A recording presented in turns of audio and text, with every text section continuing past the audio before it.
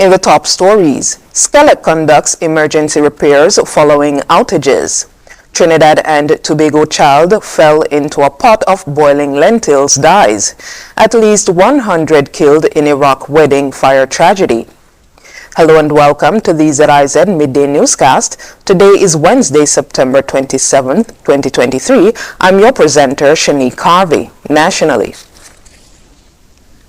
the St. Kitts Electricity Company Limited, or Skelik, has been conducting emergency repairs to some of its equipment, which resulted in electrical outages in various areas around the island on Tuesday.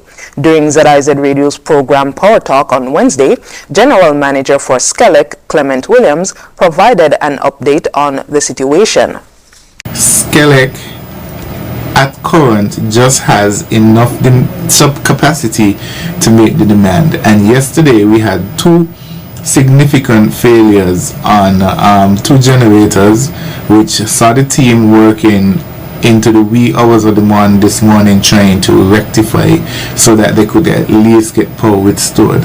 And then, as Murphy's Law has it, whatever will go wrong. There was a vehicle accident this morning, with further added to the reduction of load because the vehicle impacted a pole and affected the transmission lines.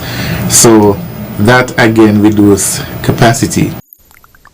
He went on to explain the possible solutions to rectify the issues. We put together internally a tentative measure of rotating load, which we expected would have only lasted yesterday, pending the repair of generator 1, which is the largest set, 5 megawatts. Now 5 megawatts is very significant, as that represents at least 20% of the load for St. Kitts. So with that engine down, plus the other one, which is 3 megawatts, and then the vehicle accident this morning, about close to 8 megawatts is off the system, and the teams are working. We have the Lions crew trying to restore the pole and the wires from the vehicle accident. We have the mechanics who were there until 2-3 o'clock this morning trying to make repairs. That shift went home, then the other shift came in right behind earlier this morning. Repairs are ongoing and the inspection on the 4th unit.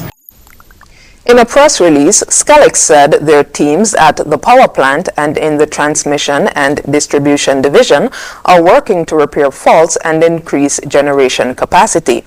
Once all repairs are successful, power is expected to be restored to all affected areas as soon as reasonably possible. After such time, the company is asking customers who remain without power to call 465-2013. As the situation at the power plant remains fluid, Skelik is asking customers to pay attention to the company's social media pages for all updates and notices. Skelik apologized for any inconvenience caused and thanked the public for its patience.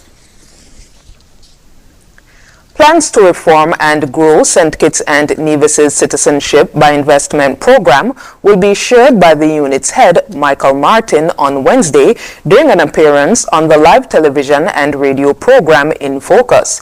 Mr. Martin will give viewers and listeners insight into the workings of the program and how it contributes to the development of the Twin Island Federation.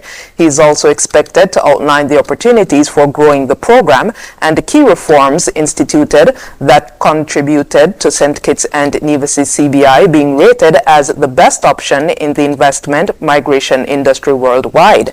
The rating was done by the Financial Times in its 7th CBI index and published earlier this month. In Focus airs live every Wednesday on ZIZ Radio and television at 1 p.m. and is streamed simultaneously on the Facebook pages and YouTube channels of ZIZ and SKNIS. The Brimstone Hill Fortress National Park will be staging its annual Brimstone Hill Run for the Fit and Fearless on Saturday, 30th September, as part of the Independence 40 calendar of events. The event is sponsored by the National Independence Committee, the Embassy of China Taiwan, and the Brimstone Hill Fortress National Park Society.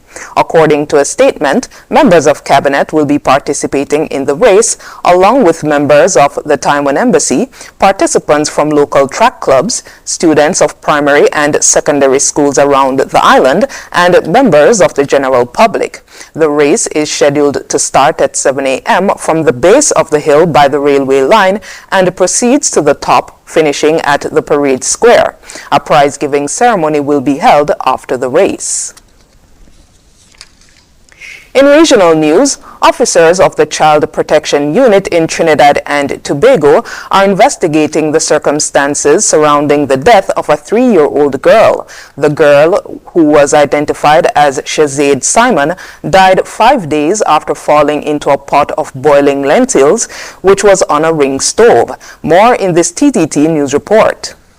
According to police, the incident happened last Wednesday afternoon, September 20th, as Shazade was at a vending stall operated by her grandfather at Monroche, Williamsville. Her mother, Andel Lazar, is said to have left the little girl in her grandfather's care to go to the washroom and later returned to find her in the hot pot. The child was taken to the San Fernando General Hospital, where she was being treated for second-degree burns over 25% of her body. She died at 1:30 p.m. on Monday. Relatives say this was just before her parents were due to take her home.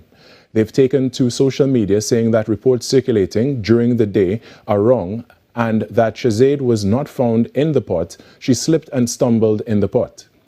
The messages also said everyone was around her and she was picked up immediately. Meanwhile, the Southwest Regional Health Authority has expressed concern over a video of 3-year-old Shazid Simon while at the San Fernando General Hospital. A statement Tuesday afternoon said while the authority has commiserated with the parents of the deceased minor, a preliminary report has indicated that appropriate medical attention and care were advanced to the minor. The SWRHA said to determine the cause of death and better understand the circumstances, an autopsy has been prioritized for tomorrow. Barbados is not having an outbreak of dengue. The assurance came from Senior Medical Officer of Health, Dr. Leslie Rollock. CBC's Sharika Griffith reports. While regional neighbors like Guadeloupe, Martinique, and most recently Jamaica have declared dengue outbreaks, Barbados remains in the clear. Barbados is having cases, but we are not having an outbreak.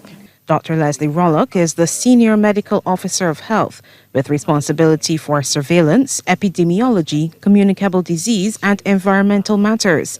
She says while dengue numbers typically rise during the wet season, current figures have not surpassed the seasonal average to indicate an outbreak.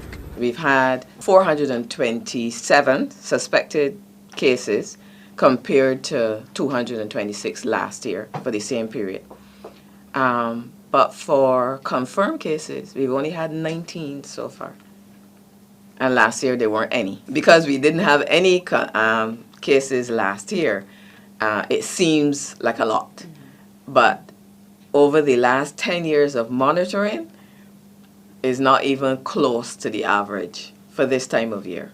What health officials are concerned about is the confirmation that 2 of the 4 dengue serotypes are presently circulating.